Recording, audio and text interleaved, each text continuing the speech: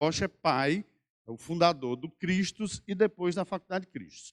Roberto Rocha andava de bata, professor. Coincidentemente, ele chegava primeiro na sala do Manfredo.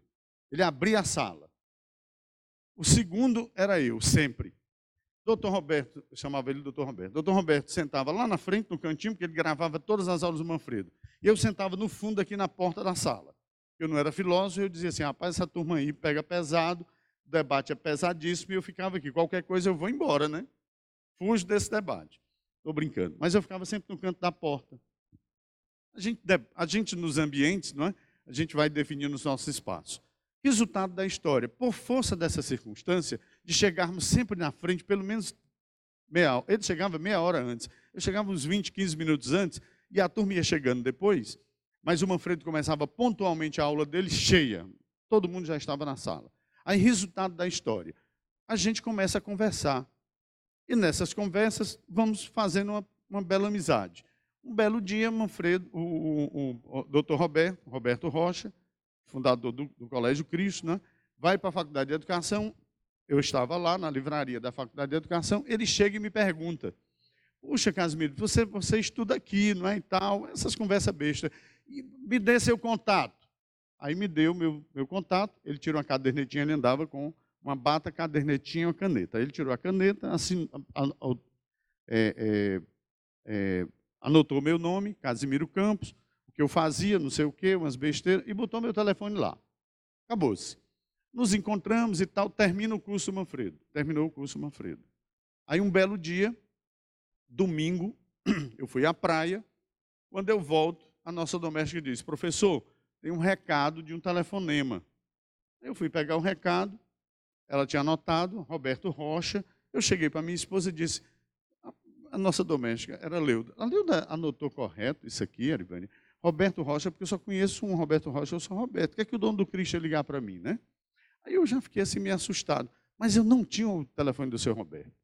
Aí o doutor Roberto, durante a semana, acho que na quarta-feira, me liga de novo. Coincidentemente, eu estava em casa, atendi o telefone. O doutor Roberto estava me comunicando que estava fundando a Faculdade Cristo e me convidava para participar do processo seletivo, que gostaria de saber se eu desejaria assumir disciplinas do curso de Administração e Pedagogia. Esses foram os 2 primeiros cursos da Faculdade Cristo. Bom, e ali eu devo ter ficado os 3 primeiros anos, logo do nascimento da Faculdade Cristo. Dei uma contribuição, acho que foi muito elegante, assim, todo o nosso percurso. Porém, o doutor Roberto descobre que eu não dirijo. Até hoje eu não dirijo, eu não tenho habilitação. A minha esposa é quem me pegar toda noite. E aí ele, vendo aquilo, ele viu, algumas vezes, a minha esposa vindo me pegar, ou então eu ficava esperando, ele dizia, vamos descer, você vai para o estacionamento? Eu disse, não, a minha esposa está vindo me apanhar. Belo dia ele pergunta por quê. Eu disse, não, não dirijo. O doutor Roberto insistiu, anos, enquanto eu estava na Faculdade Cristo, está aqui um carro e o motorista, vá aprender a dirigir, você precisa aprender a dirigir. Fazia poucas e boas comigo, pedindo que eu aprendesse a dirigir. Foi uma graça, uma amizade maravilhosa. Bom, um belo dia eu não tinha mais carga horária e tive que me desligar da faculdade. E aí eu me desligo da faculdade e fico só dedicado a Unifor. E aí fiz uma carreira pelo Unifor. Daí a gente conversa outro dia. Faculdade de Cristo torna-se depois centro universitário por força. O doutor Roberto vai se afastando do projeto, depois ele falece, o filho assume, que é o doutor José Rocha. O doutor José Rocha é médico, mas é doutor. Eu não sei se a área dele é anatomia, mas ele é doutor, e doutor aqui pelo UFC, e toca o projeto da Faculdade Cristos. É muito sério. Isso. E uma coisa maravilhosa, a Faculdade Cristo se perfilou como uma faculdade num portfólio, se vocês observarem, para a área da saúde. Ela é muito especializada na saúde. Eu estava na Unifor tocando a ideia de criação de 8 novos cursos. E tomamos conhecimento, à época, que a Faculdade Cristo estava entrando com o pedido do curso de Medicina. E a mesma empresa que a Unifor tinha contratado para assessorar a criação do curso de Medicina, também foi a Faculdade Cristo, porque o reitor da UFC à época, que era o pai do Roberto Cláudio, que não me vem agora o nome dele, não, mas o pai do Roberto Cláudio, que foi reitor da UFC, Roberto Cláudio, isso. o pai do Roberto Cláudio, que é Roberto Cláudio, estava presidente do Conselho Nacional de Educação e, à época, ele era o participante da Câmara de Educação Superior no Conselho. E ele recebeu a relatoria dos 2 projetos da Faculdade Cristo e da Unifor. Então, nós nos aproximamos muito. E a empresa era a mesma, só que o Cristo entrou 2 meses antes que a Unifor com o projeto. Então, lógico, o projeto do Cristo andou mais rápido, a faculdade saiu 6 meses antes, a resolução final, né, de criação do curso de medicina, 6 meses antes da Unifor. Aí vejam que interessante, Quando a gente vai conversar, não é?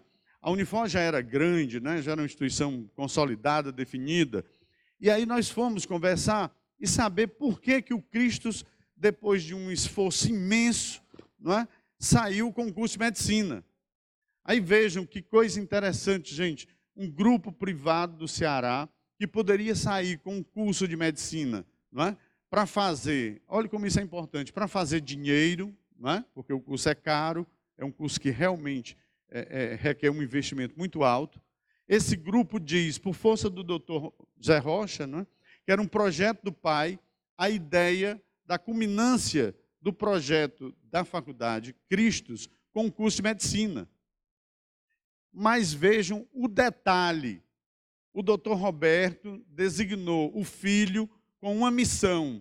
Só poderia criar a faculdade Cristos, o curso de medicina, quando todos os cursos do portfólio que já existia, eu não me lembro quantos, administração, fisioterapia, enfermagem, os cursos outros, tivessem A. A no ENAD, na avaliação do MEC. Resultado, eles contratam consultoria, vão se perfilar do corpo docente as exigências de infraestrutura e projeto pedagógico de todos os seus cursos para CA antes de pôr o curso de medicina. Então, hoje o curso de medicina também é A, não é? Então, vocês imaginem que vocês vão estar com uma instituição parceira de educação superior de altíssimo nível, não é?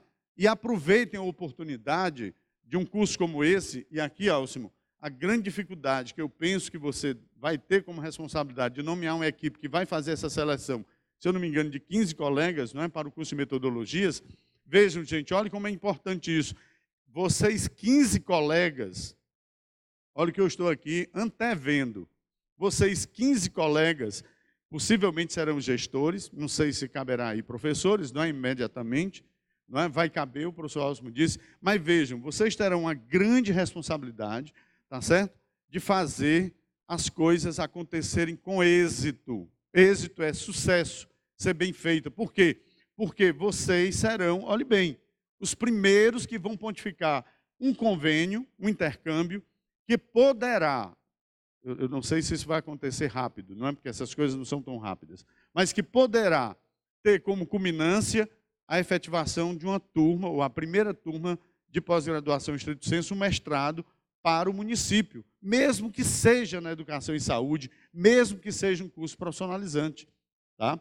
Porém, vocês terão a oportunidade de fazer toda a interface com o ambiente virtual, os conteúdos, os professores, e, com certeza, essa ideia do projeto de estágio pode amadurecer na vigência de um convênio e na ampliação desse convênio para o mestrado como um projeto de pesquisa. E será já, quem sabe, né, eu estou antevendo aqui, eu estou sonhando, tá certo? Quem sabe será, vamos dizer, o passaporte de entrada, esse projeto de pesquisa, para o processo seletivo dos, não sei quantos, não é, mas talvez 15 colegas, ou 20, não é, da primeira turma de mestrado que vocês poderão ter ofertado aqui pelo município.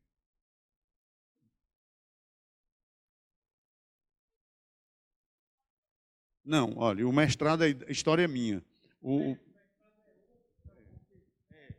Não, o mestrado profissionalizante, eles estão lançando o edital agora. Eles anunciaram.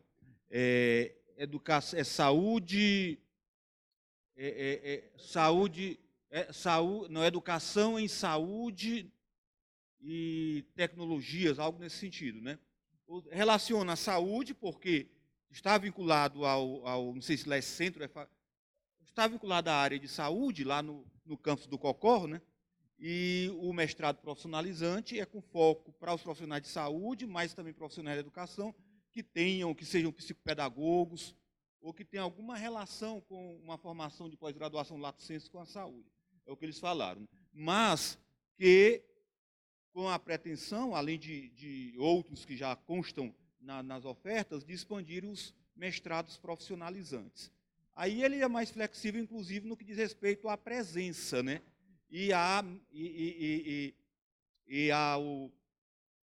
A natureza do curso, né? Não é um curso totalmente presencial, né?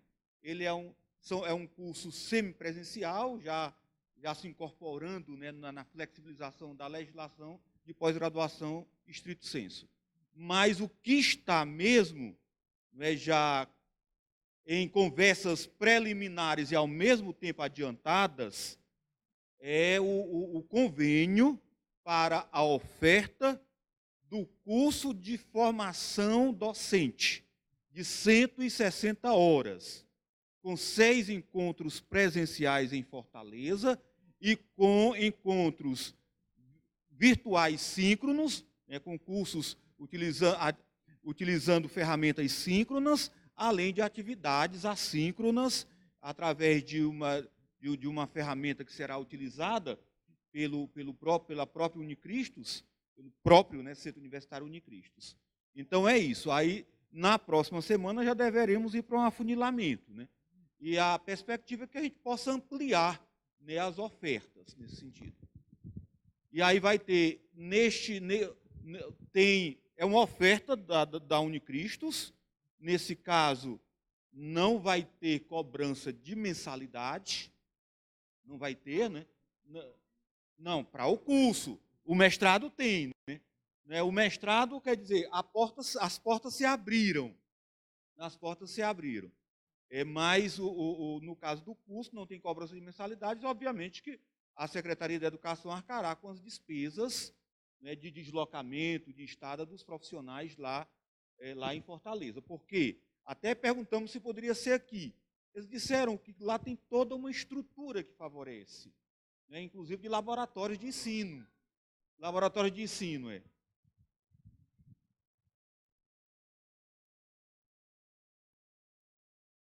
sim. E o que eles asseguraram? Que os professores da pós-graduação estrito sensu, que trabalham com formação de professores, vão estar lá. Não é e aí, neste caso, não há uma exigência de que seja professor de componente curricular A, B, C, D ou E. Nesse momento, a exigência que eles inseriram é que seja dos anos finais do ensino fundamental, por conta da proposta que eles apresentam. Ou do ensino médio. E o ensino médio nós não ofertamos. Pois não, professora Marina? Eu vou ficar de frente para vocês. Pensei que eu fosse falar menos.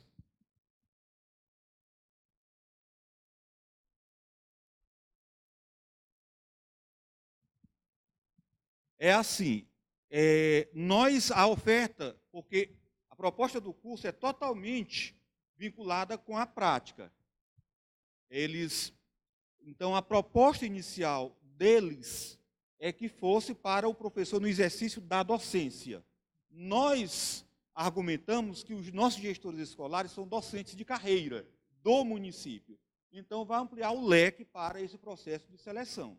Mas nós não podemos formar uma turma somente com quem está em cargos de gestão escolar, né, porque é a proposta do próprio curso, né, em que o Christofferson, né, ele trabalha com preceptoria de docentes, e por isso que também foi escolhido pela Pró-Reitoria para atuar na coordenação desses cursos formativos, né, entende que há necessidade do compromisso social, a contrapartida da própria pós-graduação, de colaborar com a formação em caráter continuado, as formações continuadas dos nossos profissionais da docência.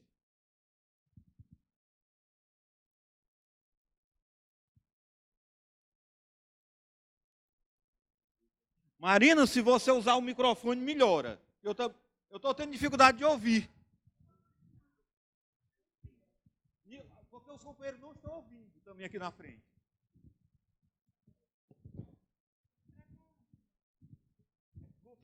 Lucineide disse que quer lhe ouvir.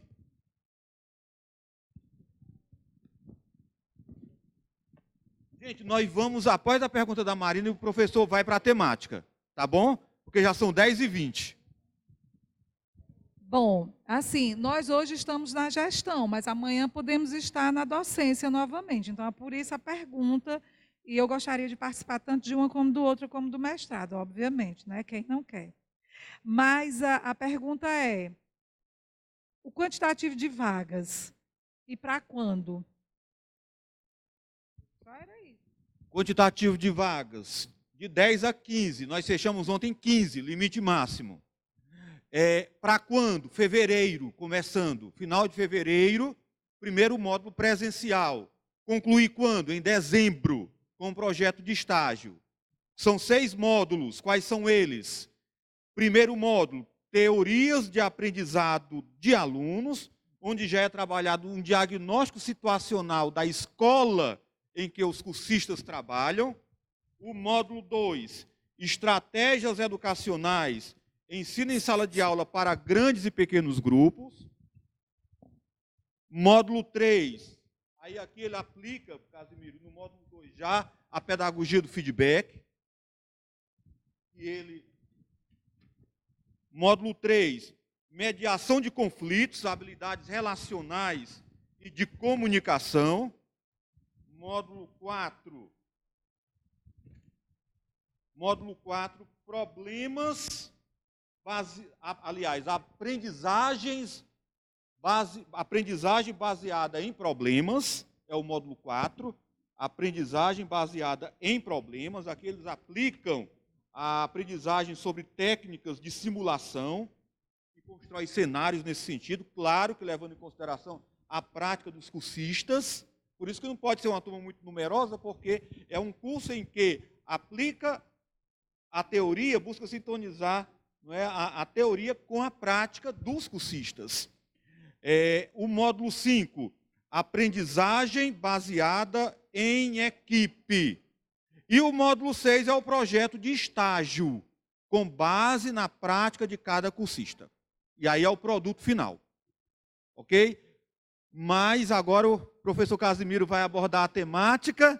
Certo? Muito obrigado, Casimiro, a você esclarecer, nos situou com relação ao que pode nos oferecer o Centro Universitário Unicristos, e como centro universitário, ele tem autonomia para criar cursos de graduação, pós-graduação lato sensu, sem autorização prévia do Ministério da Educação. E os cursos pós-graduação, pela referência que tem na graduação, obviamente que ele já tem cursos de pós-graduação com bons conceitos no âmbito da CAPES, não é, Casimiro?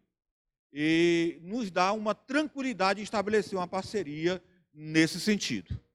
E esse curso, nós esperamos que seja um primeiro de uma parceria que também temos a expectativa de ser de muito êxito para todos nós.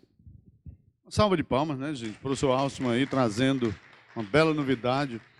Então, vejam, a ideia do que eu sugeri aqui do mestrado é uma viagem minha, não é? Tá certo? Quer dizer, eu acho que vocês 15 terão a responsabilidade muito grande de fazer esse projeto dar certo. Então, aqui para nós, compromisso com esse curso quando você for selecionado. Só entre nessa se você realmente puder concluir até o final. Por quê? Porque isso vai trazer benefícios para outros, cá para nós, não é? Se nós temos 1000 professores, para 940 e tantos professores do município, entendeu? Quer dizer, tudo isso faz parte de uma renovação. E outra, é preciso que vocês viram os temas, é preciso que eu esteja aberto à renovação. É uma metodologia nova. Do que foi rapidamente aqui descrito, eu não li o projeto, mas aqui são as metodologias problematizadoras. O conteúdo desse curso tem como referência as metodologias problematizadoras. Construção de cenários, tá certo? Como está sugerido, ideias de simulação, tá? A metodologia de equipe, construção de equipe. Cá para nós, gente, tudo isso muda a cabeça e a cultura daquilo que nós fazemos, eu vou chamar assim, tá certo? No modelo muito próximo da pedagogia tradicional na nossa sala de aula. carteiras enfileiradas, não é? Professor com lousa, quadro negro. Essa metodologia vai trazer mudança de prática, por isso tão próximo da prática, daquilo que efetivamente nós comumente fazemos na sala de aula. O Alcimo está lembrando, vai trabalhar com foco em metodologias ativas, não é? Então, aqui para nós, é um curso para quem quer mudar, não é? Quero mudar e quero fazer a diferença, aprender coisas novas, mudar a minha prática, ter uma experiência, vamos dizer, diferenciada daquilo que foi a minha formação, tá? Aqui você rompe, esse curso ajuda, tá? E aqui para nós, aí você vai dizer assim, professor, e o mestrado? Olha, o mestrado foi uma viagem minha, o que é que eu estou dizendo? Que a possibilidade do sucesso desse convênio abre para novas possibilidades. Quais são? Eles já estão sugerindo, quem sabe, no mestrado profissionalizante, olha o tema que eles estão sugerindo, educação, saúde e tecnologia. Então, aí você já tem que estar pensando, ó, a sua linha de pesquisa, lá deve ser no mínimo 2 ou 3 linhas de pesquisa, não é? E aí vocês vão ter que fazer projeto de pesquisa que não é só educação, entendem? Possivelmente vai ter que ter ambos, não é? Temas, no caso, saúde, educação e tecnologia envolvido, tá? Para, vejam bem, dar força ao projeto, que é as linhas de pesquisa, alimentar as linhas de pesquisa. E aí você vai entrar nos grupos de pesquisa, não é? Para produzir aquilo que vai ser conteúdo da sua dissertação, da sua pesquisa, em 2 anos.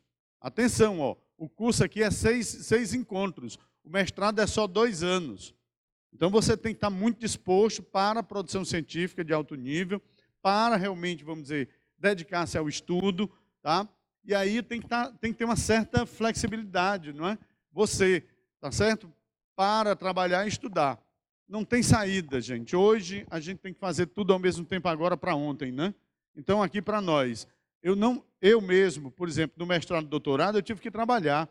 Eu passei um tempo sem ter trabalho, não é, no mestrado, mas depois eu tive que trabalhar, não teve jeito, tá?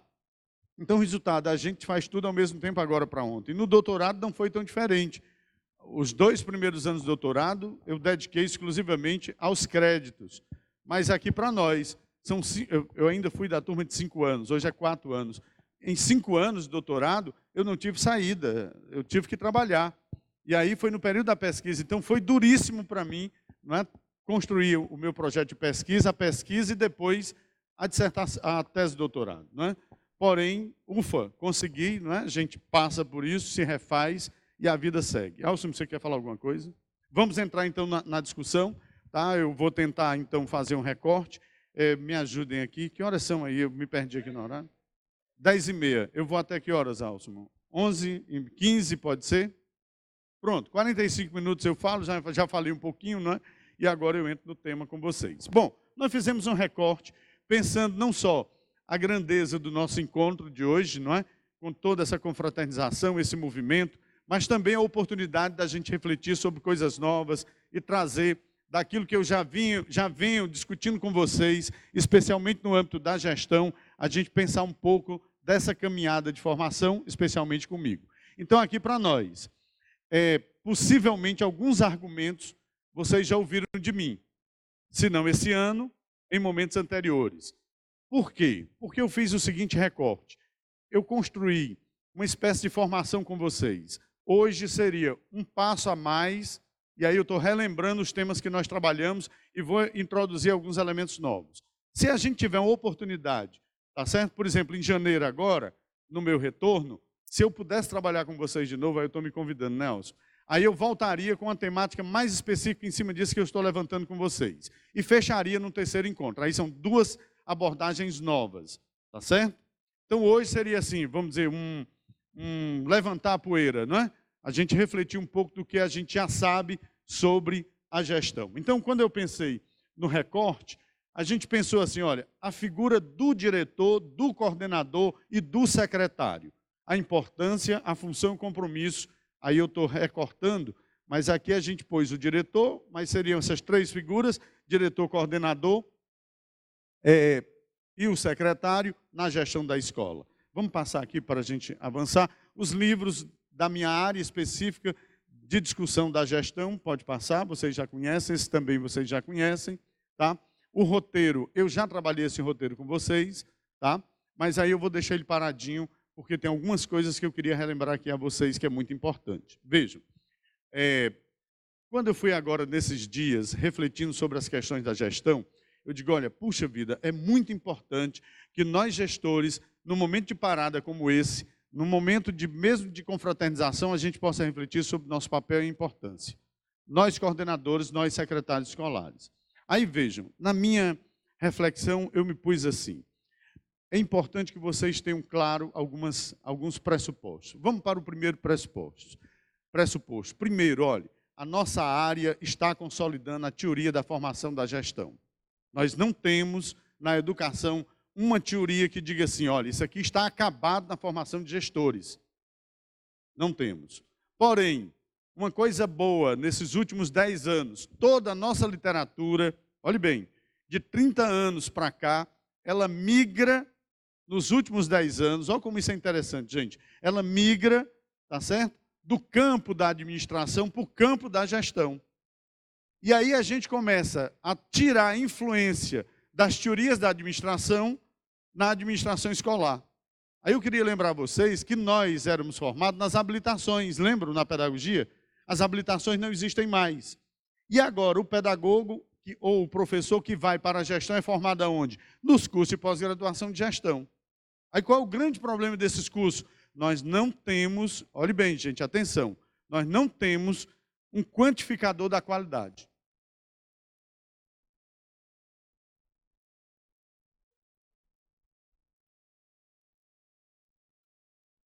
Como é seu nome? A Geisilane está dizendo, olha, hoje também temos um dado novo, o marketing. Não é? Eu vou já chegar lá no marketing. Alson, você quer falar? Ah, você quer falar mais? Pronto, eu reproduzi o que ela falou, mas aí vai ficar aqui o microfone, qualquer coisa eu passo para vocês. Bom, mas vejam lá. Primeiro, olha, as teorias da administração que influenciavam fortemente o nosso campo, já não tem mais essa marca única. Já não tem mais essa marca única. Segundo, do que se avançou na teoria, esse é o primeiro pressuposto. O que se avançou na teoria da administração, hoje, nós temos muito claro, é muito útil para grandes empresas. Muito útil. Como assim, professor? Quando se fala em processos, você olha para as teorias da administração, tá certo? Inclusive do marketing, que a gente tem que tomar muito cuidado, e olha para as multinacionais. É amplamente aplicada as teorias lá, da administração. Mas quando você pega a teoria da administração, na maioria, você tem que fazer muitas derivações para chegar na escola.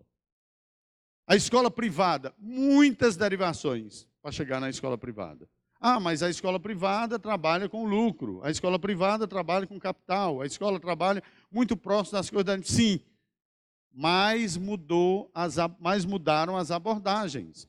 Por quê? Porque nós não focamos no campo daquilo que nesses últimos 10 anos nós avançamos na teoria, tá certo? Nos processos. Administração, fortemente os processos.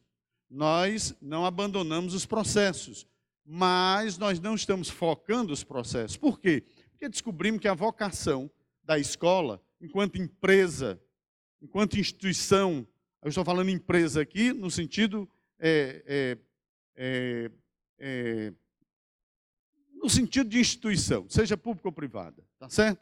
Aí vejo, nessa possibilidade, a escola, ela não é processo, a escola é pessoas. Por isso que muda, a gente não olha mais os processos apenas. Por quê? Porque a escola é seres humanos, são pessoas, alunos, professores, comunidade, pai, mãe, etc, etc. A gente olha para as pessoas. E aí o foco mudou da administração para a gestão. Pegaram? No primeiro pressuposto, né, o terceiro ponto. A gestão aqui dá foco agora, porque pessoas, aquilo que a gente vem dando como identidade nas teorias de formação de gestores. Então, de 10 ou 20 anos para cá, essa migração faz com que a gente possa ter o quê? Uma teoria, que é o primeiro pressuposto, ainda em definição. Nós não temos um modelo, olha, gente, até do ponto de vista de abordagens, de quem estuda e pesquisa a gestão, tá certo? Nós não temos um modelo definido Quais são os pressupostos que definem no campo da escola a gestão escolar, seja pública ou privada? Nós não temos isso definido. Não é uma área dura, consolidada, fechada. Está aberto esse debate. Então, que campo maravilhoso para a gente continuar pesquisando e estudando. Segundo ponto. Nós temos influências de áreas novas. Aí a Cheislane nos colocava. O marketing. Só que o marketing das grandes empresas, ele era feito aonde? Na grande mídia. Como ainda é feito hoje. Você pega a Coca-Cola, pega as grandes empresas, né? Xerox, a Shell, sei lá, McDonald's, não é? Ou Google, etc, etc. O marketing dessas empresas é feito aonde hoje? Na mídia, porém, a grande mídia, rádio, TV e jornal, mas fortemente aonde agora? Nas redes sociais. Aí você diz assim, mas nós também estamos nas redes sociais. Sim, a minha escolinha pequenininha, eu, pequenininho, tenho marketing nas redes sociais, igual do tamanho da Coca-Cola, da Shell, entenderam? Da Xerox. Pegaram? Então muda radicalmente. Por quê? Porque um blogueirinho que tem, o nosso aluno blogueirinho, tá certo? Tem 10 mil, 15 mil, 20 mil seguidores. Faz um estrago maior na divulgação, tá? Do que às vezes a minha escola com 30, 40, 50, 60, 300 alunos. Percebem? Quer dizer, essa composição de novas possibilidades que as ferramentas digitais estão nos possibilitando, especialmente, não é? Aí, e também, gente, isso migra com muita rapidez, não é? Vamos lá. Como foi que começou essa história? Aí eu vou falar aqui de um passarinzinho. Como era que a gente chamava isso? Bom, começou tudo com e-mail, né? Mas depois, o passarinzinho. Começou com o Twitter. O Twitter, 30 caracteres. Aí depois do Twitter veio o Instagram. Aí mas antes do Instagram teve outro. Me ajudem, que eu não estou vindo agora. O Facebook. Mas antes do Facebook teve outro. O Orkut, show de bola, o Orkut, era esse que eu queria lembrar. O Orkut pegou pouco. O Facebook pegou mais. Aí do Facebook nasceu o Instagram. Aí o Instagram, a gente fica fazendo Instagram e Facebook. Eu ainda sou do tempo, porque eu fiz homepage, não é? E aí, o meu pessoal de marketing, eu tenho um pessoal de marketing de São Paulo, designer de São Paulo, olha só como é chique, né? Aí a minha designer de São Paulo diz assim, não, professor, mas o senhor não pode matar a sua homepage. Eu digo, não, mas eu tenho que matar uma, porque eu tinha duas. Eu tinha a minha pessoal e tinha a da empresa, a caminhar. Matei a da minha empresa. Você abriu, matei o Casimiro Online. Se você abrir Casimiro Online, está congelado. Eu não sei nem se esse domínio ainda me pertence. Mas o outro, tá certo? A caminhar continua viva. Por quê? Porque ela dizia assim, não, mas o senhor tem que criar agora um blog. Olha como é velho o blog. Eu digo, para que serve blog? Não, tem que ter um blog. Eu digo, mas que droga, eu tenho que ter uma homepage, um blog Aí nasceu o Orkut. Aí eu disse, não, esse eu não vou entrar. É um horror. Vou continuar com e-mail. Aí continuava com e-mail. Aí entrou o Facebook. Aí vamos fazer Facebook. Aí olha a droga. Não sei vocês, mas eu tenho, não é? Um blog, uma homepage, um blog e um Facebook. Tem que alimentar tudo isso. Aí um belo dia nasce um negócio chamado Instagram. Eu digo, não vou entrar nisso. E aí é impossível. Como é que você vai viver? Não, tem que entrar. Não entra. Aí agora eu tenho, tudo isso mais o Instagram. E aí eu tenho o meu Instagram pessoal e o Instagram da Caminhar. Imaginem, isso é uma loucura, entendeu? Quer dizer, fora o WhatsApp, que a gente participa dos grupos. Gente, tudo isso é exposição. Cá para nós. É marketing pessoal, marketing institucional, o marketing local, o marketing, não é marketing. Entendeu? Quer dizer, o que é isso? É a gente se expondo o tempo todo. Agora, uma coisa, gente, é a gente se expor como pessoa. Se você abrir o meu Instagram, vai aparecer a marca da minha empresa, não aparece o Casimiro. Porque aqui para nós, não é como eu tenho assim uma certa penetração no meio, não é muito conhecido, aí é uma droga. Se eu botar no meu WhatsApp a minha cara, ou onde eu pôr lá a minha foto, eu recebo milhões de mensagens. E eu não tenho tempo para responder todas. Aí eu tenho que, de certa forma, selecionar, não é? Então eu seleciono com a minha exposição. Segundo, nada pessoal eu ponho lá. Tudo é institucional. Tá certo? Não aparece, não vai aparecer fotos minha em família, fotos minha em viagens pessoais, foto minha na praia, foto minha tirando nada. Bebendo num bar, não sei, eu nem bebo, né? Mas num bar, ou no cinema, ou no teatro. Muito, muito, muito difícil se vocês tiverem uma foto minha dessa lá. Entendeu? Por quê? Porque eu fiz um corte, ó. Entenderam? Na escola, da mesma forma, vocês não vão poder expor lá a vida pessoal dos alunos, das famílias, etc. O que é? É o trabalho institucional, são os projetos, não é? As atividades que a escola desenvolve, as festas, etc, etc. Ou algo institucional de caráter provisório, o projeto pedagógico da escola, o debate, a mudança, o currículo, não é? Aí você põe essas coisas lá. Ah, mas isso é da intimidade da escola, o projeto político-pedagógico. Sim, mas é institucional. Você não está fazendo lá uma divulgação pessoal, sua como diretor, como diretora, uma foto, vamos dizer assim, que explicita algo íntimo. Não é, não é? Então muda. Mas resultado da história, aqui para nós, não basta pôr o nome da escola na parede, dizendo que ali é a escola tal, dizendo que tem projetos tais, tem psicólogo, tem isso, tem aquilo. Não basta mais. Aliás, às vezes isso não faz efeito nenhum. Por quê? Porque se não tiver nas mídias digitais, aqui para nós, você não aparece. Então vejam como o mundo virtual hoje, às vezes, do ponto de vista de divulgação, é mais útil, não é? Do que propriamente o marketing, vamos dizer, consolidado tradicional.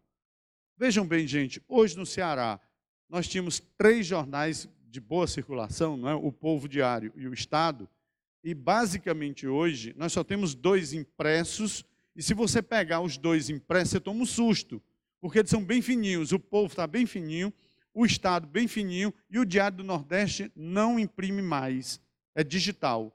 Você paga, parece que é R$ 1,99 na assinatura e recebe esse jornal todo dia. É um negócio impressionante. Aí o Povo, né, se você assina, eu não sei quanto é o Povo, mas se você assina o Povo, aí você tem uma plataforma, você recebe ele físico, mas tem uma plataforma digital que é maior do que o impresso. Né?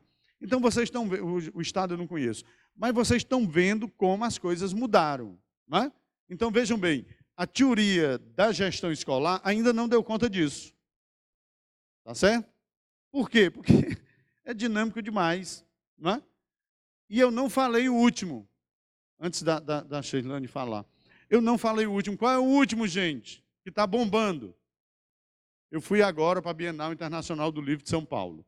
Aí termina a Bienal do Livro de São Paulo. Eu sou da Câmara Cearense do Livro aqui. Né? Aí fomos fazer a avaliação da Câmara, da Bienal de São Paulo, lá em São Paulo, com o pessoal da Câmara Brasileira do Livro, que são eles que fazem lá a Bienal. Nós participamos do assento dos debates apenas como conselho consultivo, só para ouvir, né, e sugerir. Não temos direito a voto. Mas olhe que situação. Vocês sabem quais foram os autores que fizeram mais sucesso na Bienal de São Paulo? Brincadeira. Adolescentes, autores adolescentes. Segundo, autores que têm, eu não sei se é página, domínio, qual é o nome que usa, que tem TikTok. Aí eu não conhecia o TikTok. Termina a Bienal, acho que terminou foi de 10, de 4 foi 10 dias. Dia 15, mais ou menos, eu volto a Fortaleza. Chego em Fortaleza, vou abrir o TikTok. Vou acompanhar esse negócio, deve ser maravilhoso. Gente, só vídeo. 99,9% porcaria. Não tem nada de educação, não tem nada de cultura, nada de autor, nada de entrevista, é só porcaria. Bom, para mim, né? Porque quando eu vou olhar o número de pessoas que seguem aquilo, é impressionante. Vídeos insignificantes que têm milhões de visualizações. Cá para nós. Os caras educam mais no vídeo do que nós nas nossas aulas. A sala de aula deles, a nossa é 30 alunos, 40 alunos, 50 alunos, está lotada a nossa sala. A sala deles não precisa estar lotada, eles querem que tenham mais alunos. É impressionante, milhões. Tem coisa que eu vejo lá e digo, meu Deus do céu, como é que as pessoas têm interesse nisso aqui? Coitado de nós, professores, né? Aí eu fiz, né? Eu acho que eu fiz lá, minha blogueira lá, minha designer lá, fez lá uma página para a gente lá. Ninguém vê, porque é uma droga. É mal feito, é feio, é negócio de livro, é negócio de educação. Ninguém lê, ninguém vê. Aí eu pergunto a ela, mas por que está baixo aqui? Esses caras aqui têm milhões, por que a gente não tem milhões de seguidores? Professor não faz sucesso no TikTok. Aí eu digo, eu não sei como é que é isso, entendeu? O que é que eu estou dizendo para vocês? Essa turma aí tem uma pegada. No marketing, a gente tem que saber como é que funciona essa pegada. Eu ainda não peguei a pegada. Então, vocês têm que estar de olho. Quero botar minha escola no TikTok. Como é que os meninos fazem o TikTok? Tem que olhar isso. Eu não tenho tempo para isso, entreguei para ela. Ela fez um negócio lá, eu digo que não faz sucesso, que é uma droga. Ela disse, não, professor, é porque professor não vê. Ó, professor, o nicho, professor. Ninguém vê o TikTok porque é professor. O cara vê tudo. O cara não procura lá. Vou selecionar aqui, TikTok é educação. Ninguém vai. O cara vê o que aparece. Entenderam? Então, eu estou fazendo agora uma cruzada. Então, nós, professores, vamos entrar no TikTok e vamos botar nossas besteiras lá. Eu acho que só tem besteira naquilo. Mas vamos botar nossas besteiras para começar a aparecer as coisas da cultura e da educação, né? Entenderam? Mas aqui para nós é muita informação. É muita informação. Então, aqui para nós, gente, olha, esse segundo pressuposto, o marketing, hoje ele é digital e ele é feito com informação. Basicamente, a informação visual. 99,9% do que está aí é foto e vídeo. Tá certo? Foto, vídeo, informação curta, texto curto. Tudo mensagem curta. Você olha, vê e já lê. É impressionante. Tá certo? Então, ninguém fica parado no TikTok como quem fosse ler um livro. Ninguém fica parado abrindo o TikTok como fosse ler um livro. Não, você passa a parte como se fosse uma revista. Tchuf, tchuf, tchuf, tchuf, não é assim? É terrível. Não é? Ou seja, você só vê. Porém, eu também fui observar como era o comportamento dos meninos, né, das meninas no TikTok. Vicia, gente. Eu tenho filhas, que não são jovenzinhas, viciadas no TikTok. Cá para nós. Eu comecei a usar isso, fiquei viciado. Juro por Deus. A minha esposa, ontem à noite, olha, eu me preparando para vir para cá, e ela disse, meu filho, o que é que você está vendo aí? Você tem que dormir, não é? Porque eu me acordei 3h30 da manhã. Aí ela disse assim, eu acho que você está viciado. Eu estou querendo pegar sono. Se eu abrir um livro aqui, eu sei lá que horas eu vou dormir. Essa porcaria aqui, pode ser que eu durma logo. Cá para nós, estava só passando o tempo. Eu acho que na segunda vez que eu abri, ela falou, eu fechei e fui dormir. Porque eu precisava dormir, né? Foi atrás de sono. Esse negócio vicia, é viciante. É diferente. Esse tipo de marketing que nós estamos conduzindo agora, ele é viciante. Experimentem o TikTok. Eu não sei como é que entra, mas experimentem, baixa, né, o aplicativo. Experimentem o TikTok, ele é viciante. Vocês usam? Vocês usam? Quem não usa o TikTok, levante a mão. Valha-me Deus, ó, vocês estão fora do mundo. Vocês estão no outro mundo. Vocês vão sair daqui com a tarefa, baixar o aplicativo TikTok. Ei, gente, a Shirliane quer falar. Mas é... Só um instantinho, vamos ouvir a colega. Mas era nesse E eu sentido. retomo porque eu só tenho meia hora e agora só tenho 5 minutos para fechar. Valha-me Deus. Quando eu falei de marketing, era nesse sentido. Era no sentido que ele tem o poder de levar as pessoas para um lugar. Então, esse é o sentido do marketing, né? É de entrar na cabeça das pessoas. Então, a administração, ela pega muita coisa emprestada do marketing nesse sentido, de entrar na cabeça das pessoas para que a gente alcance um objetivo em comum. Era nesse sentido. Pronto. Atenção, gente, olha. Atenção, atenção, atenção. Psss, atenção, olha.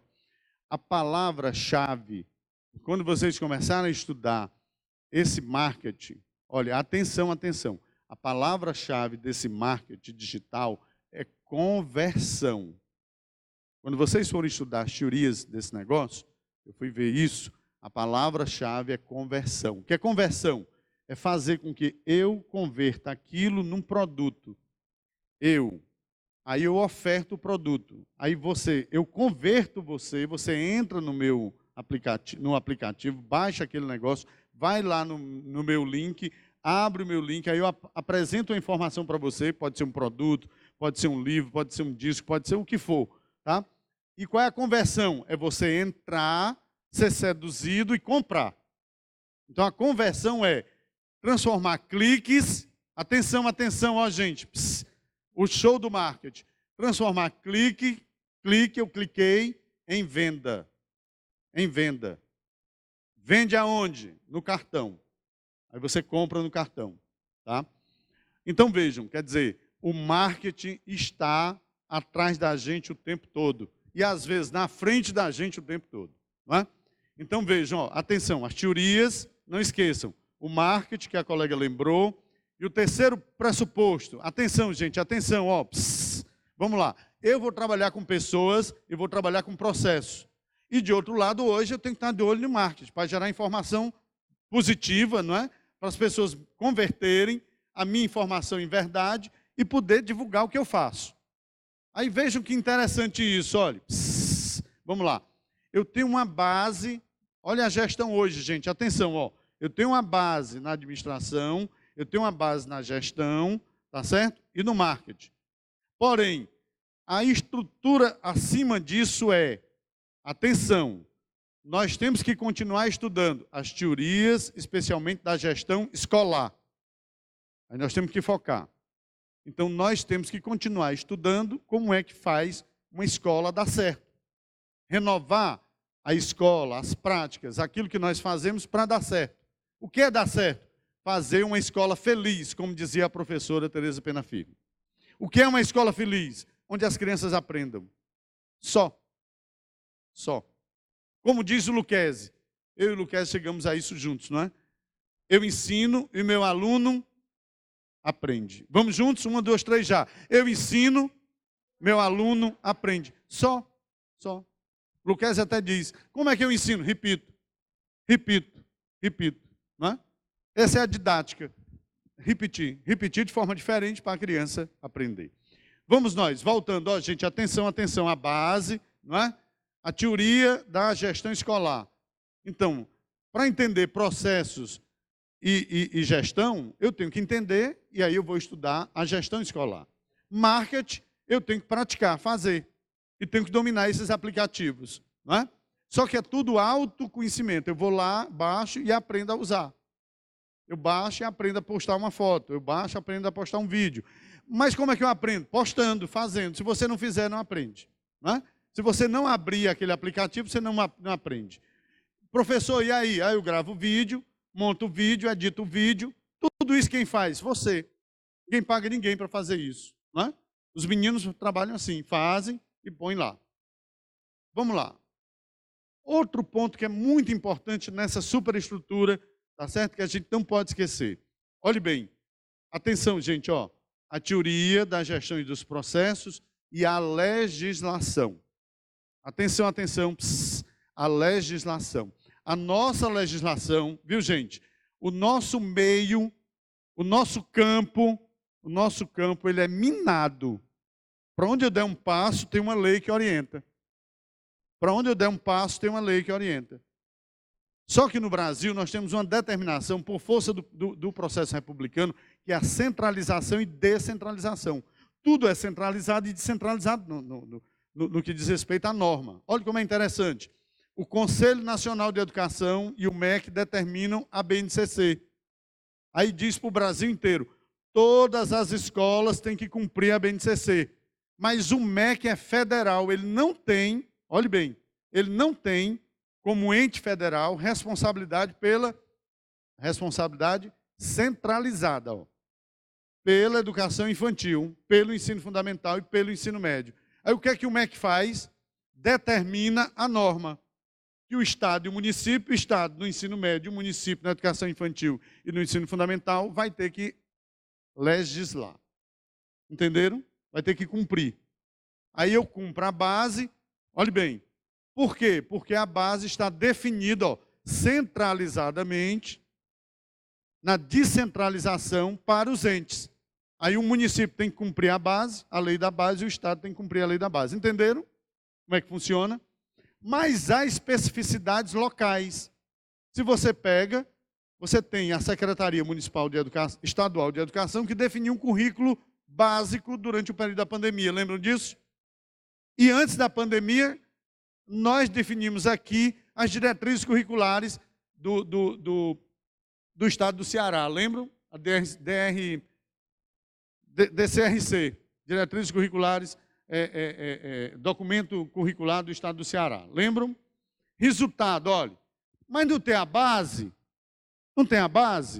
mas o Ceará definiu uma referência. Para quem? Para si. E quem é o Estado do Ceará?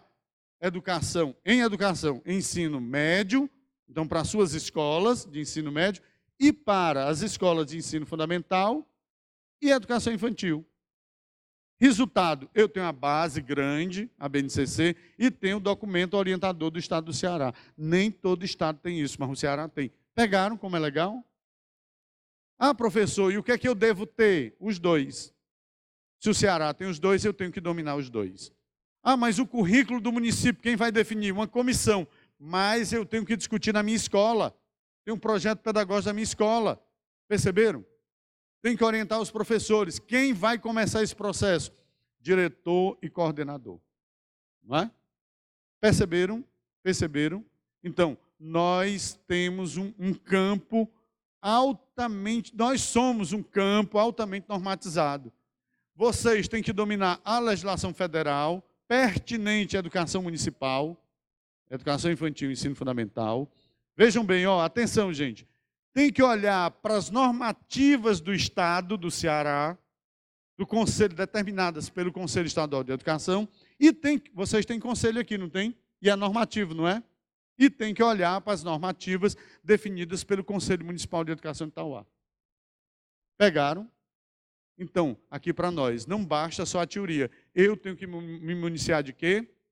Da legislação. E aqui para nós, aí a gente chega na pontinha do processo com o secretário escolar. Por quê? Porque o secretário escolar, a secretária escolar, vai dar conta dos protocolos. Para fazer uma matrícula, tem um protocolo. Aí qual é o protocolo? Um conjunto de documentos tem que ser entregues. O aluno fez o ano escolar, tem um protocolo, registro de toda a vida escolar dele. Quem faz isso? O secretário e a secretária escolar. Pegaram? O cumprimento de normas específicas de registro, de situações de transferência, de situações disso, aquilo outro. Quem domina? Não é o professor, não é o coordenador, não é o diretor. Quem domina? Secretário escolar. Então, gente, o papel do secretário escolar é muito importante, muito importante, muito importante. Por quê? Porque o registro de toda a vida da escola passa aqui para nós, pela sala do secretário, passa pelo secretário, passa pelo trabalho da secretária escolar. É muito importante um secretário escolar organizado, atuante. É muito importante um secretário escolar, uma secretária, tá certo? Que tem as coisas no lugar, que domina os processos, domina os protocolos, que organiza, que pede os documentos, que dá retorno à comunidade. As pessoas vão lá pedir informação. Quem dá essa informação em geral é o secretário escolar, não é? Dá a informação correta, da matrícula, do censo, uma série de informações importantíssimas na escola. Está na mão do secretário escolar, da secretária escolar. Percebem como essas três figuras que estão aqui nessa sala, não é? Representada por vocês, tem uma função, eu diria assim, estratégica na escola. Eu vou só mais uma e eu paro mesmo, com toda sinceridade. Aí eu preparei 300 lâminas para vocês, 2 jogos de lâminas, tá certo? Que eu acho que eu vou ter que parar na segunda. Porém, gente, olha, nós não podemos no nosso trabalho hoje, tá certo? Ah, professor, vamos fazer uma escola feliz. Como? De qualquer jeito? Não, não. Eu tenho um compromisso. Ó, importância. Volta a primeira lâmina lá, a primeira lâmina. Ó. Volta a primeira lâmina, pode voltar. Ó, a função, falei da função, o compromisso, não é? Do diretor, que é muito importante. Vamos à função agora, e aí eu fecho. A função, o compromisso. O compromisso. Vejam bem, gente. Pode voltar as perguntas lá, por favor. Isso aí, volta mais uma. Pronto, aí. Olha, nós não podemos, gente. Olha, muita atenção nisso. E é difícil, é muito delicado. É isso que nós vamos fazer na próxima sessão. Vejam, como conduzir uma escola feliz, alegre, uma gestão leve, eu sempre defendo isso, uma gestão leve, tá? Vejam bem, com bons resultados. Então, aqui para nós, se a gente fosse anunciar, tá certo? Um terceiro pressuposto na minha fala, tá certo? Seria resultados. Porque a gestão hoje, ela é feita, aí vejam como é difícil, gente, olha, eu estou falando de resultados, que é medida e é objetiva, com gestão de resultados. Aí vocês vejam como é delicado, olha, Gestão diz sobre o quê? Pessoas. Quando eu falo gestão de resultados, eu estou pedindo resultado de quê? De pessoas, não é de processo. É o que as pessoas podem dar, o que elas podem render, o que elas podem fazer por quem? Aqui para nós, na ponta do processo, pelo meu aluno. A escola feliz é levar os alunos a quê? A aprender, só. Mas como fazer isso num processo extremamente delicado e contraditório? Por que contraditório? Eu vou, de forma objetiva, conduzir uma dimensão subjetiva, que é o ser humano.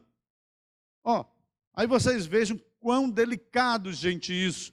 Nós estamos aqui chegando no final de um ano com resultados, não é? E o nosso resultado teve, esse ano, avaliação de entrada, vocês já têm experiência disso, aqui especialmente com o sistema do município. Mas tem avaliação de entrada esse ano, foi a primeira vez, com o SPAES. E agora, o professor João Alcimo falou, não é há pouco, que o dia 22 é o dia do diretor escolar, mas não pôde ser comemorado por conta da situação da avaliação. Aí, resultado, a gente vai pôr os nossos alunos, quase que conduzi-los, não é? No campo daquilo que é subjetivo, para uma dimensão objetiva, que é um resultado na sala de aula, com o que eles aprenderam. Perceberam? E mais, ainda tem algumas coisas que, objetivamente, os professores têm que compreenderem para que a gente possa tirar bons resultados, levar as crianças à aprendizagem. Mas a prova, o teste, não é um teste de aprendizagem, é de desempenho. E fazer o professor compreender, olhe como isso é duro. E ele vai ter que trabalhar habilidades e competências na sala de aula para gerar um resultado de desempenho. É completamente diferente da aula tradicional que a gente dava no passado. Entenderam? Eu fazia um plano, tinha uma metodologia e guiava a minha ação por objetivos. Eu tenho um plano com metodologia e objetivo, mas o que guia a minha ação agora é a habilidade. O aluno fez a aquisição da aprendizagem? É se ele adquiriu a habilidade. Hoje é assim que a gente traduz. O que era? Vocês lembram? Há 2 anos atrás, o que a gente falava, o coqueluche da avaliação entre nós, era descritores. Ninguém usa mais descritores. A gente usa o quê? As categorias da base, que são as categorias da avaliação. Desempenho do aluno. Em quê? As habilidades e competências. E qual é o grande problema? É que nós trabalhamos com metodologia, do ponto de vista didático, metodologicamente falando, que não guia a ação da aprendizagem no formato do desempenho por habilidades e competências. Isso é uma hipótese minha, tá certo? Por habilidades e competências. Como é que então nós temos que aprender. Esse curso que o Alcimo aqui sugere, ele está muito focado nisso, que é a ideia das metodologias ativas, as metodologias problematizadoras. Elas são muito guiadas nesse foco do desenvolver a aprendizagem mediada por habilidades e competências. É uma nova referência. Os nossos professores estão saindo dos cursos de pedagogia e não sabem o que é isso. Não sabem fazer isso na prática. Eu não estou fazendo aqui a divulgação do curso, não. Eu estou dizendo para vocês que hoje, tá certo? É uma contradição nossa querer fazer uma escola renovada e ser guiada por uma ação que é subjetiva, o campo da educação, por uma determinação objetiva que é a avaliação. Mas é assim que é a nossa vida, as exigências que nos são impostas e colocadas. Então, veja, eu não posso desgrudar agora de resultados. E onde estão os resultados? Na avaliação. Então, o guia, aí o que é a gestão? Isso aqui eu já falei muito para vocês. Processo decisório, tomada de decisão. O que é que você faz com o resultado? Eu pego o resultado da avaliação, os relatórios, olhe bem, gente, leio, interpreto os resultados, aí eu tenho que interpretar corretamente. Interpreto os resultados e deles eu tiro o quê? Bora? Intervenções pedagógicas. Só que numa sala de aula, eu não vou ter uma única intervenção pedagógica. Isso aqui mudou, isso aqui mudou. Vocês viram o item que o professor Alcimo leu, acho que é o 3º ou 4º item, teorias de metodologia de desenvolvimento de equipes. Por quê? Eu estou terminando. Na sala de aula, hoje, eu tenho nichos diferenciados, aí eu vou focar a aprendizagem. De aprendizagem diferenciada de alunos. Tem aluno que avança mais, tem aluno que avança menos, e tem aluno que não avança. O que é isso? Por que alguns aprendem e outros não aprendem na sala de aula? O professor sabe disso, mas agora está no relatório da avaliação. Então nós temos que dar um retorno, olhe bem, gente, para a sociedade daquilo que é investido em nós. Aí eu estou botando outro tema aqui, porque eu estou tentando fazer um recorte rápido. E aí eu fecho para valer. Eu estou trabalhando no município, esse município está na rabeira dos 184 municípios do Ceará. Mas ele está entre os 10 primeiros do PIB do Ceará. Aí você diz, espera aí, professor, como é que pode? O município, olha só, é um município rico, tem boa arrecadação, mas tem péssimo resultado na educação. Os países estão olhando para isso, porque isso é variável de desenvolvimento. Isso a gente chama accountability, é a nova forma de regrar os orçamentos públicos. A gente trabalha isso com uma nova abordagem teórica chamada nova gestão pública. Professor, o que é isso? Um negócio chamado agora governança. Ixi, eu já ouvi falar disso, já, porque todo mundo já fala aí há quase 5, 6 anos de governança. Governança é isso, é você ter uma gestão de resultados, guiados, aqui no Brasil agora, por uma teoria chamada nova gestão pública. E onde é que está isso no campo da escola? Nos resultados das avaliações externas. Porém, não basta que eu tenha resultados. É preciso que eu interprete corretamente os relatórios e gere intervenções aqui, né, do ponto de vista da governança, gerenciais. Isso é a nossa linguagem. Na escola, uma pedagogia assertiva, uma pedagogia do êxito, uma pedagogia do sucesso escolar. Só. Como é que tem receita para isso? Não. Não tem receita para isso. O que é que a gente faz? A gente olha as experiências dos outros. A gente olha para a nossa experiência, olha o que dá certo e olha para as experiências dos outros que também foram exitosas e deram certo. E tenta o quê? Renovar essas experiências aplicando na nossa prática, na nossa escola, na nossa realidade. Agora aqui para nós, não dá para a gente continuar querendo. Vejam bem, gente, isso é velhíssimo. Ó. Não dá para nós querermos novos resultados, resultados melhores. Olhe bem. Fazendo as mesmas coisas sempre do mesmo jeito. A minha escola, nós vamos querer mudar. Vamos mudar. E não muda. Aí quer mudança. Ora, não mudou, não fez diferente, como é que é mudança? Tem resultados, gera intervenção. As intervenções são as mesmices.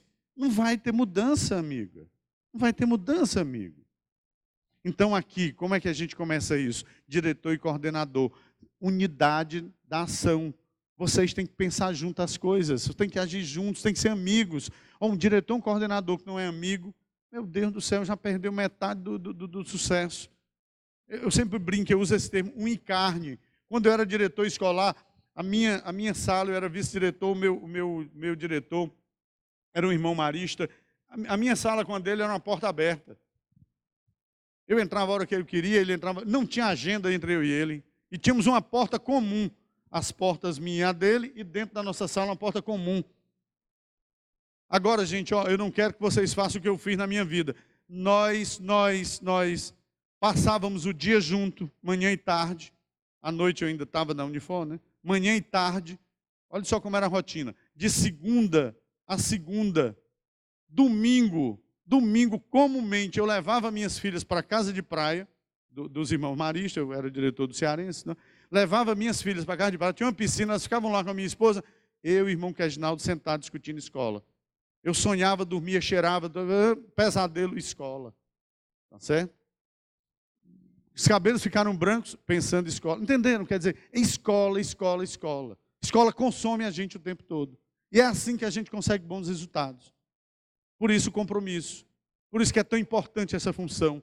Por isso que é tão fundamental a gente compreender qual o nosso papel aí. Professor, e como é que a gente consegue isso? Aí eu fecho. Pelo amor de Deus, nenhuma receita. Mas as teorias estão apontando isso, as pesquisas estão apontando isso. Atenção, gente, atenção. As escolas que estão com bons resultados têm um pequeno diferencial, sabe qual é? A liderança do diretor, a liderança do coordenador pedagógico. O coordenador que não é líder, o diretor que não é líder, e não são amigos, amigos entre si, amigos do grupo, aqui para nós, vão partilhar conflitos. E liderança, aqui para nós, gente, você não lidera um grupo com conflito.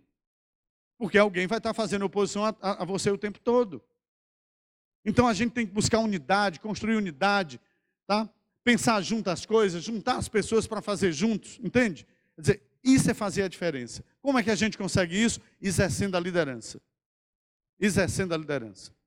Aí nós temos que conversar depois e aprofundar como construir processo de liderança dentro da nossa articulação de escola, de gestão, com professores, com alunos, etc. Fecho dizendo o seguinte, olha, se os resultados necessariamente para serem diferentes precisam de ações diferentes, tá certo? A gente não pode estar querendo fazer as coisas sempre do mesmo jeito e ter resultados melhores, não vai acontecer. Eu diria para vocês, nós temos que olhar criativamente para os resultados, olhar para a nossa prática criativamente, tá? E dizer, ó, se os meus alunos, eu tenho 3 tipos de aluno na minha sala de aula, o que aprende? O que aprende mais ou menos? É uma categoria simplória aqui, tá certo? E os que não aprendem? Aqui para nós, gente, eu não posso conferir ao meu professor que ele tem um plano de aula igual para todos. Ele vai ter que fazer um plano de aula diferente. Pode ser um plano de aula, mas a execução do plano para quem aprende é um, para quem mais ou menos é outro. Para o que não aprende é outro plano de aula. Mas, professor, como é que você faz isso? No espaço escolar, que é a sala de aula, só. É esse espaço.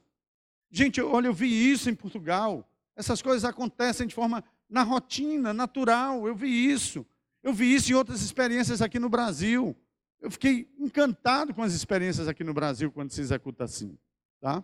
Agora, tem que ter coragem de chegar junto, aí o líder, o professor, o diretor, não é? Especialmente o coordenador, o diretor escolar, tem que incentivar essas mudanças na prática escolar para conduzir a aprendizagem desses alunos que têm mais dificuldades, com aulas diferenciadas e com avaliação diferenciada. Eu não posso aplicar o mesmo teste, a mesma prova, a mesma avaliação, olha, gente, o mesmo instrumento, o aluno que aprende com o aluno que não aprende. Como é que eu vou aplicar a mesma prova sabendo que o aluno que aprende vai se dar bem, porque aquelas questões ele responde, e o aluno que não aprende, ele não vai conseguir responder com êxito a prova? O teste. Entenderam? Quer dizer, é terrível isso. Não é? Então, nós temos que começar a provocar o nosso professor a trabalhar de forma diferente, articular a sua aula de forma diferente, executar um planejamento olhando para os resultados da avaliação. E mais, gente, olha, o aluno do 2º ano, que foi avaliado esse ano que vem ele vai para o 3º. Ele continua nosso aluno na escola. Os resultados dele continuam na escola. O aluno do 5º ano vai para o 6º, ele está no 6º ano na nossa escola. As intervenções devem seguir aí. O aluno do 8º, do 9º já saiu, não é? O aluno do 8º vai para o 9º. Cá para nós, eu tenho as avaliações anteriores dele, ciclo histórico de avaliação dele na minha escola. Então eu sei os caminhos desse aluno. Agora, o que não é justo, o que não é decente, é uma criança, olhe bem, com todo esse processo de avaliação que nós temos, com todo esse planejamento que nós fazemos, se nós não acompanharmos, tá certo? O fracasso escolar dessa criança, a infrequência dessa criança, o abandono dessa criança, seja abandono pela família ou ele não vindo à escola, a não aprendizagem dessa criança com a reprovação e a repetência, aqui para nós vamos fazer um mundo de alunos, ou então, dando nota gratuita, né? Ah, não, bota ele no conselho, aí ele vai para o conselho escolar. Fulano e tal, dá um jeito, passa. Aí o aluno passa, chega no final do 8º ano, não lê, não escreve, não pensa, vai para o ensino médio, é reprovado e diz, eu fui reprovado porque é a escola. E o pai e a mãe sabem. O aluno passou ano a ano e não aprendeu. Não é? E não aprendeu por quê? Porque não teve a nossa ação como professores, especialmente nós, não é? Diretores e coordenadores, para fazer suporte e está perguntando sempre por que essa criança não aprendeu, por que esse adolescente não consegue avançar. Entenderam? Então, a avaliação vai guiar objetivamente ações daquilo que é do nosso objetivo, tá? Que é a aprendizagem. As crianças aprendem diferente e aprendem de forma diferente mesmo. Ninguém aprende por ninguém. A aprendizagem é singular, é individual. Eu não dou uma aula e você aprende por mim. Se você não fizer também a sua parte, de ter atenção, de guardar atenção, de memorizar, de escrever, de anotar, de fazer o exercício em casa ou em outro momento, aqui para nós, perdemos a chance de aprender. finalmente, é porque eu fui lembrando agora de um tema que o professor Alcimo falou, a implantação do tempo integral. Em Portugal se chama, olha só, tempo inteiro. O que a gente chama aqui no Brasil de educação integral, lá eles chamam tempo inteiro. Aí eu queria que vocês atentassem para a terminologia integral inteiro. Inteiro está dizendo mais hoje, no momento da implantação, do que integral. Integral é muito mais rico, não tenha dúvida. Inteiro, olha, nós não vamos fazer, como o professor Alcimo chamou a atenção, implantar a escola tempo integral, mesmo no 9º ano, olhando, turno e contraturno. Aí no turno eu dou aula, e no contraturno, projeto. Isso não é escola tempo integral. Olha o que o professor Alcimo disse, temos que definir uma linha curricular, temos que definir um currículo específico, pode ter projetos, deve ter projetos, tá certo? Mas a estrutura curricular muda no âmbito de olha o termo que eu vou usar, de um tempo inteiro. Não é turno e contraturno, é um tempo inteiro, que eu vou estar com a criança o tempo inteiro. Professor, qual o maior problema disso? O professor. Qual o maior problema disso? O aluno, para compreender isso. E por que o aluno? Porque quando o aluno tem essa dimensão do fracasso escolar, a família chega lá no final e diz assim, nós temos que tomar muito cuidado. Mas espera aí, se ele foi reprovado, se ele está assim, se ele está assado, o problema é de vocês. Ele passava o dia na escola. Então vejam a responsabilidade nossa, quando vamos guardar a criança, que é muito importante isso. Não é? O tempo inteiro. Um dia, outro dia, a semana inteira, o mês inteiro, uma carga horária cheia inteira, o ano inteiro. Entenderam?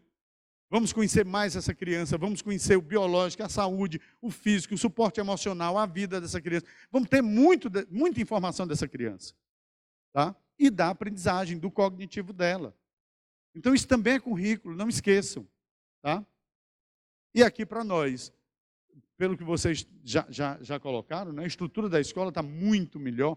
Então, vocês vão ter a oportunidade de Itauá de fazer projetos maravilhosos do ponto de vista de escola de tempo integral. Né? Mas tem que pensar um currículo diferenciado para esse momento.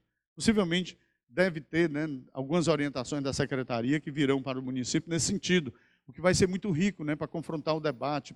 Mas vejam que coisa maravilhosa o Ceará partir na frente agora, não é? Itauá, né, Alcimo, não tenho dúvida, pela organização que você tem hoje aqui em Itauá, no município, seja talvez o município que vai sair na frente, não é? Do ponto de vista da sua organização naquilo que é a escola de tempo integral. Meus amigos, eu não vou nem fazer a avaliação desse encontro hoje, eu acho que eu tomei o tempo para além do que eu tinha combinado. Quero agradecer a vocês a oportunidade daqui estar, uma honra mais uma vez, desejar um Feliz Natal, um Ano Novo maravilhoso, que estejamos juntos para o caminho que vai se abrir, não é, em 2023. Saúde para todos, muita felicidade, enfim, tudo de bom. Sejam felizes, muito obrigado, um abraço a todos, Feliz Natal. Obrigado. Alô? Obrigado, Casimiro. Mas eu combinei aqui com a Didi de abrir espaço para algumas perguntas, certo? Eu vou iniciar fazendo uma pergunta, já com base na sua abordagem final. Tempo integral. Ensino de tempo integral. Se você fosse diretor ou coordenador pedagógico de uma escola, se você fosse a coordenadora de gestão da SME, a coordenadora de articulação pedagógica, se fosse o secretário de educação e se deparasse com pais reagindo em matricular em deixar seus filhos na escola o dia todo, numa escola que optou pelo tempo integral, pela jornada de tempo integral, quais seriam os seus argumentos e qual seria o seu comportamento junto a esse pai ou a esse grupo de pais e mães de alunos? Convencê-los. Primeiro, pela oportunidade deles estarem num ambiente protegido com educadores, não é? Professores e professoras que vão cuidar do seu filho. Segundo, a infraestrutura absolutamente adequada, maravilhosa, nova, linda, não é? As escolas com salas específicas, banheiro específico, biblioteca, sala de multimeios, ou laboratório de informática, ou outros laboratórios. Quer dizer, encher os olhos dos pais. Olhe, talvez um argumento que os pais tenham que ter é um financeiro. Estou pensando aqui.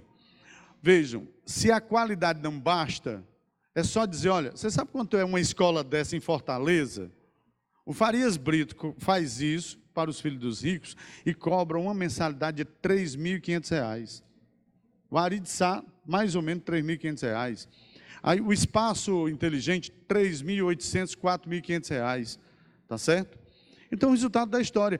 Nós estamos fazendo pela primeira vez no país a oportunidade, não é, de abrir um espaço social de acolhimento das nossas crianças, da crítica que o Darcy Ribeiro fazia. Lembra o Darcy Ribeiro? Darcy fez 100 anos, né, agora.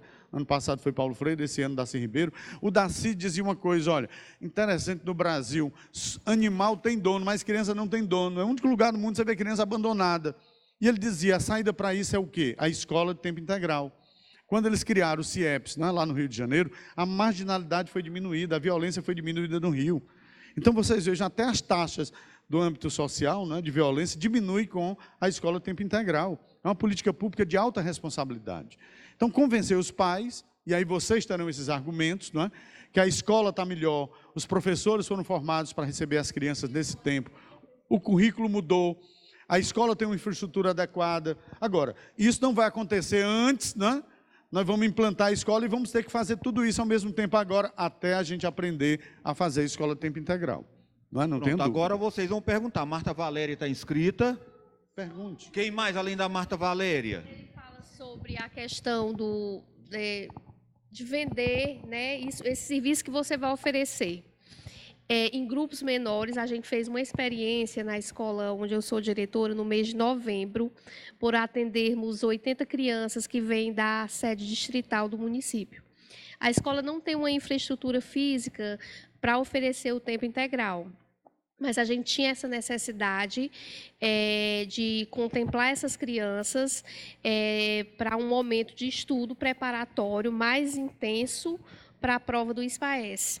E aí a gente reuniu os pais e garantiu para eles aquilo que a gente iria ofertar durante o mês de novembro, nesse contraturno, e que as crianças tinham essa necessidade de estar na escola. E aí a gente fez em grupos menores. Não fez uma reunião com todos os pais de quinto e segundo ao mesmo tempo. E aí a gente convenceu os pais, e mesmo a gente não tendo toda essa estrutura física, foi algo assim que eu avalio de extremo sucesso.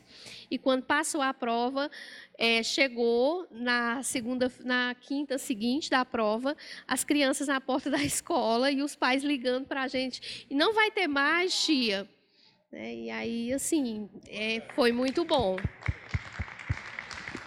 E vocês já têm experiências aqui que corroboram com essa possibilidade, não é, de ver como foi que um projeto foi feito para o convencimento dos pais, não é? Então, vale a pena. Talvez, Alson, montássemos um seminário sobre práticas de convencimento dos pais, para que a gente possa ter 2 ou 3 experiências de sucesso numa mesa, e as professoras relatem, as diretoras, os coordenadores relatem como foi desenvolvido esse projeto, as reuniões com os pais, as chamadas, a conversa, quais foram a maior dúvida que elas ouviram das comunidades, não é? Cada comunidade tem suas dúvidas. Possivelmente aqui na sede é uma dúvida, lá na zona rural é outra, não é? E vejam, eu sugeri aqui, não é? Olha, tem isso, tem aquilo, a escola, ela está dizendo, nossa escola nem tinha tudo isso, não é? Mas qual foi o mais rico? É que nós potencializamos, aí veio o currículo, né? Atividades curriculares, é outro termo que eles usam também em Portugal. Atividade curricular, eles chamam atividade de enriquecimento curricular, né? Na escola o tempo inteiro, chama um currículo com atividade de enriquecimento curricular, que fez a diferença. As crianças queriam voltar para a escola. Né? Aqui para nós, imagine a gente fazer uma escola que as crianças têm desejo de estar nela, sentem saudade, querem voltar para a escola. Maravilhoso, não é isso? Mais alguém? Alcimo, já que a gente está aqui no momento assim mágico, não é? Pensando em coisas para o ano que vem, eu queria fazer uma proposta. Já conversei com o Alcimo sobre isso, mas eu queria aqui publicamente dizer para vocês o seguinte: olha, eu gostaria muito, que eu acho que vocês têm potenciais fantásticos aqui. Eu sugeri aqui um seminário, que a gente pudesse fazer um seminário de práticas, tá? Entre aspas, né? Exitosas, sobre a implantação da escola tempo integral. Mas a gente poderia fazer nesse seminário, incluir ou fazer algo mais amplo, um seminário de práticas exitosas, enfim, prática de sucesso dos professores. Então, a gente poderia montar um sistema tipo recolhimento das informações, o professor faz uma síntese, já tem toda uma caracterização disso, ele se identifica, faz uma síntese, como se fosse um trabalho científico, só que é um trabalho de prática, de experiência prática.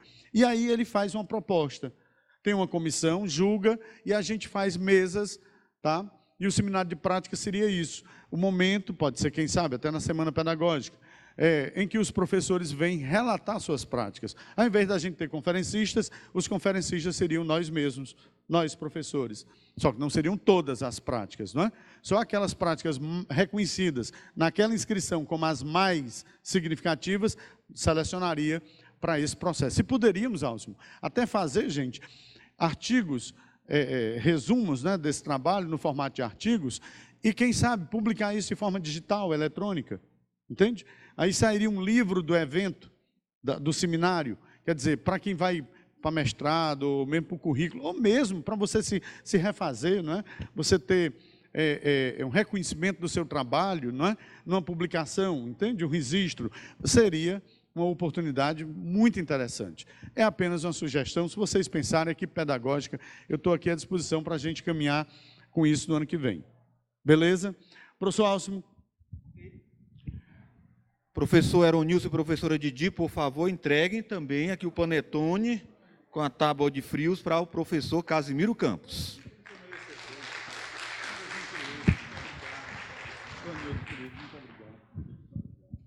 Não sei se eu acertei hoje.